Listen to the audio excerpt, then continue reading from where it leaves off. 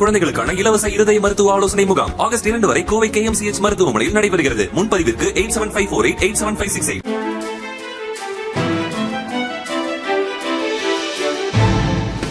தட்டை, சீடை, முறுக்கு, ரிப்பன் பக்கோடா, அதிரசம் என்ன வேணாலும் செய்யுங்க. ஒரே ஒரு 5 லிட்டர் இதய மந்த்ரா கடல் எண்ணெய் பேக் ஒரு மாசம் முழுசுக்கும் அத்தனை சமையல முடிச்சு விடலாம். இதய மந்த்ரா.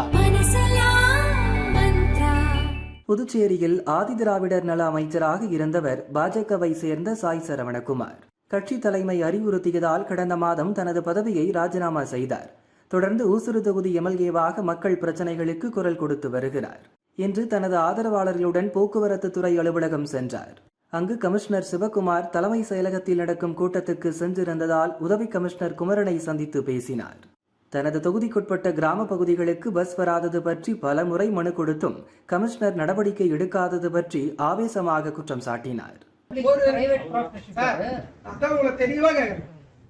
கர்நாடகால 25,000 பஸ் வருது, தமிழ்நாட்டுல 10,000 பஸ் வருது, டெல்லியில 7,000 பஸ் வருது, புதுச்சேரியில் 140 பஸ் கூட மெயின்டைன் பண்ண முடியாம அதை வந்து பாத்தீங்கன்னா 140 50 பஸ் ஓட வச்சு மீதி 80 பஸ் க்ளோஸ் பண்ணி வச்சிருக்கீங்க.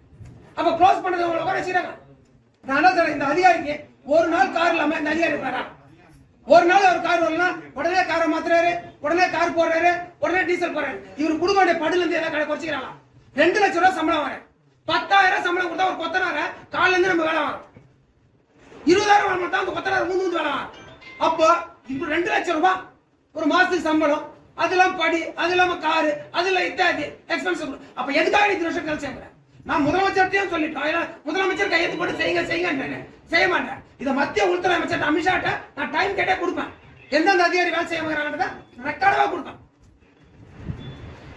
ஏன்னா இதுக்கு மேல வந்து பொறுத்துட்டு போக முடியாது. ஏன்னா மக்கள் கேள்வி கேட்கறாங்க, மக்களுக்கு நான் என்ன பதில் சொல்றது? வேலை செய்யாத அதிகாரிகள் பற்றி மத்திய உள்துறை அமைச்சர் அமித்ஷாவிடம் புகார் அளிக்க உள்ளதாகவும் டிரான்ஸ்பர் செய்வதோடு கடுமையான தண்டனை கொடுத்தால்தான் மற்றவர்களுக்கு பாடமாக இருக்கும் என்றும் சாய் சரவணகுமார் எச்சரித்தார். அவரிடம் போக்குவரத்து உதவி கமிஷனர் குமரன், உழவர்கரை தாசில்தார் ராஜேஷ் கண்ணா பேச்சுவார்த்தை நடத்தினர்.